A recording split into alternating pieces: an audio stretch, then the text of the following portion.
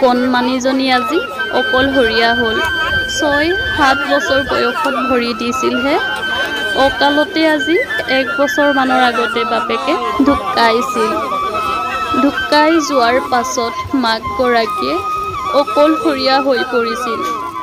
যথেষ্ট কষ্ট যন্ত্ৰণাৰ মাজেদি দিন অতিবাহিত হৈ পৰিছিল।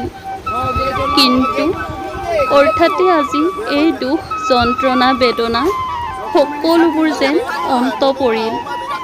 আজি 2 দিনমানৰ আগতে মাতৃগৰাকীও ঢুকাই থাকিল। এতিয়া থাকি গ'ল মাত্ৰ এগৰাকী কণমানি, যিগৰাকী কণমানিয়ে নিজৰ সুখ দুখ অতীত ভৱিষ্যত কোনো কথাই ভাবিব জনা বয়সৰ এগৰাকী কণমানি নহয়। কোনে দায়িত্ব ল'ব তাৰ এতিয়া? ভৱিষ্যতৰ কথা কোনে চিন্তা চৰ্চা কৰিব?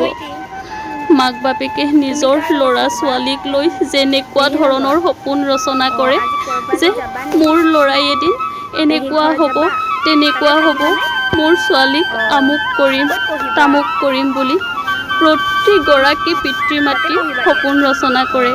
কিন্তু এই কণমানিজনীৰ কাৰণে সপোন ৰচনা কৰা মানুহ যেন আজি নাই। কাৰণ মাক দেউতাকে ঢুকাই থাকিল। যিটো সময়ত মাক দেউতাকৰ পৰশত ডাঙৰ হ'ব লাগিছিল, এতিয়া এই পৰশ তাই ক'ৰ পৰা পাব? তাই কাৰ পৰা মৰম বিচাৰি যাব?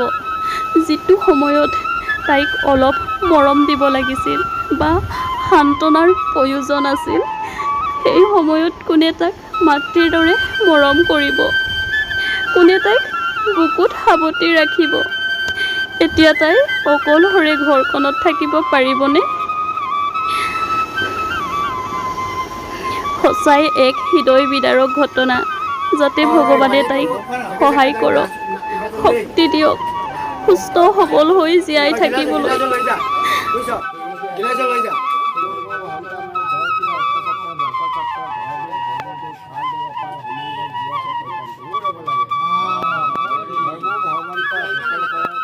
আপোনাৰ মায়ে দয়া কৰিব লাগে বুলি আজি এই দেওবাৰ দিনা মৃত্যু হ'ল। মাটিত ৰাইজে ইয়াতে হাৰি মিহলি কৰিলোঁ। আপোনাৰ চাৰণত ধৰি ইয়াতে মাটিত মিহলি কৰিলোঁ ৰাইজে হাৰি, যাতে হাবৈ গেৰুৰ স্বপ্ন দেখাব নালাগে। ইয়াতে এই 5 দিন একাতে ইয়াতে নিয়ম নীতি কৰিলে এগৰাকী যাতে যিমান কষ্টভোগ হ'লেও ঈশ্বৰ ত্যাগ কৰক। স্বৰ্গ নিমনা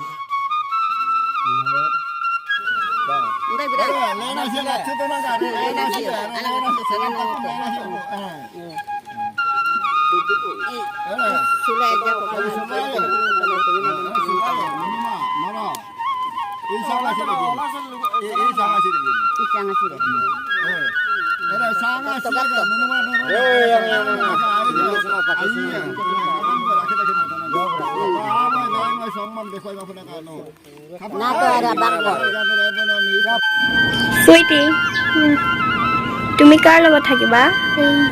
পেহীৰ লগত? অঁ, আজি ক'ৰবালৈ যাবা নি? পেহী ঘৰত যাবা? তাতে থাকিবানে? অঁ, ক'ত পঢ়িবা?